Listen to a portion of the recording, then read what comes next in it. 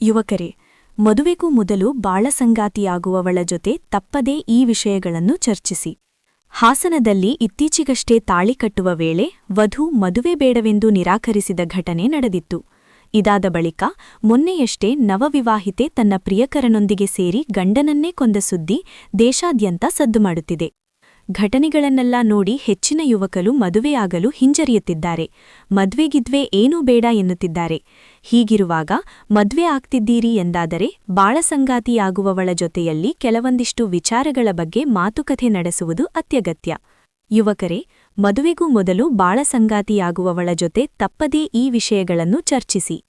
ನಾವೊಂದು ಮದುವೆಯಾಗಬೇಕು, ನಮ್ಮದೇ ಒಂದು ಸುಂದರ ಪುಟ್ಟ ಕುಟುಂಬ ರೂಪಿಸಬೇಕು ಎನ್ನುವುದು ಹಲವರ ಕನಸು. ಆದರೆ ಇತ್ತೀಚಿನ ದಿನಗಳಲ್ಲಿ ನಡೆಯುತ್ತಿರುವ ಘಟನೆಗಳನ್ನು ನೋಡಿದಾಗ ಹುಡುಗರು ಮದ್ವೆ ವಿಷಯ ಕೇಳಿಯೇ ಭಯ ಬೀಳುತ್ತಿದ್ದಾರೆ.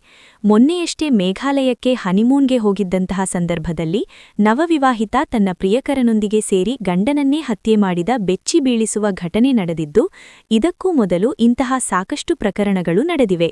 ಹೀಗಿರುವಾಗ ಮದುವೆಯಾಗುವಾಗ ಬಹಳ ಜಾಗರೂಕರಾಗಿರಬೇಕು.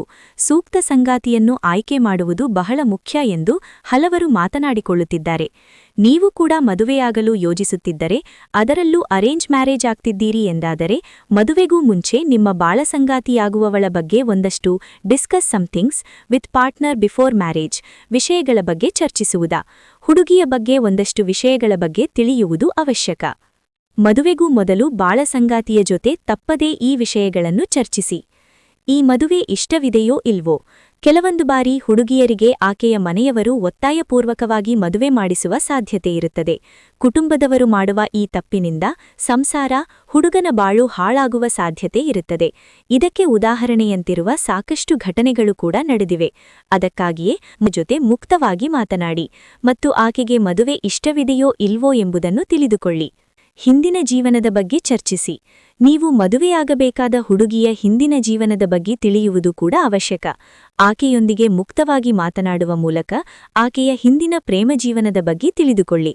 ಜೊತೆಗೆ ನಿಮ್ಮ ಹಿಂದಿನ ಪ್ರೇಮಕಥೆಯ ಬಗ್ಗೆ ಆಕೆಯ ಬಳಿ ಹೇಳಿಕೊಳ್ಳಿ. ಇದರಿಂದ ಮುಂದಿನ ಜೀವನವು ಯಾವುದೇ ಅನುಮಾನವಿಲ್ಲದೆ ಸುಂದರವಾಗಿ ಸಾಗುತ್ತದೆ. ಪ್ರೀತಿಯ ಬಗ್ಗೆ ವಿಚಾರಿಸಿ. ನಿಮಗೆ ಮದುವೆ ನಿಶ್ಚಯವಾಗಿದೆ ಎಂದಾದರೆ ಆ ಹುಡುಗಿಯ ಜೊತೆ ಮಾತನಾಡಿ. ಆಕೆ ಯಾರನ್ನಾದರೂ ಪ್ರೀತಿ ಮಾಡುತ್ತಿದ್ದಾಳಾ ಎಂಬುದರ ಬಗ್ಗೆ ತಿಳಿಯಿರಿ. ಜೊತೆಗೆ ಆಕೆ ಪೋಷಕರ ಒತ್ತಾಯಕ್ಕೆ ಮದುವೆಯಾಗಿದ್ದಾಳೋ ಅಥವಾ ಮನಸ್ಪೂರ್ವಕವಾಗಿ ಮದುವೆಗೆ ಒಪ್ಪಿಗೆ ನೀಡಿದ್ದಾಳೋ ಎಂಬುದನ್ನು ಕೂಡ ತಿಳಿಯಿರಿ.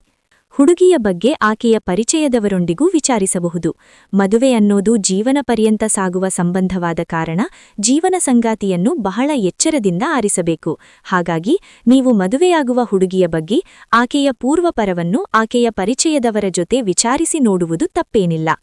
ನಿಮ್ಮ ಮನಸ್ಸಿನಲ್ಲಿರುವ ಪ್ರಶ್ನೆಗಳನ್ನು ಚರ್ಚಿಸಿ. ಮದುವೆಗೆ ಮೊದಲು ಹೆಚ್ಚಿನವರು ಬಾಳಸಂಗಾತಿಯಾಗುವವರ ಜೊತೆ ಒಂದಷ್ಟು ವಿಷಯಗಳ ಬಗ್ಗೆ, ಅಂದರೆ ಕೆಲಸ, ಹವ್ಯಾಸ, ಕುಟುಂಬದ ಬಗ್ಗೆ ಪ್ರಶ್ನೆ ಕೇಳಬೇಕು ಎಂದುಕೊಳ್ಳುತ್ತಾರೆ. ನಿಮ್ಮ ಮನದಲ್ಲೂ ಇಂತಹ ಪ್ರಶ್ನೆಗಳಿದ್ದರೆ ಅವುಗಳ ಬಗ್ಗೆ ಮುಕ್ತವಾಗಿ ಚರ್ಚಿಸಿ.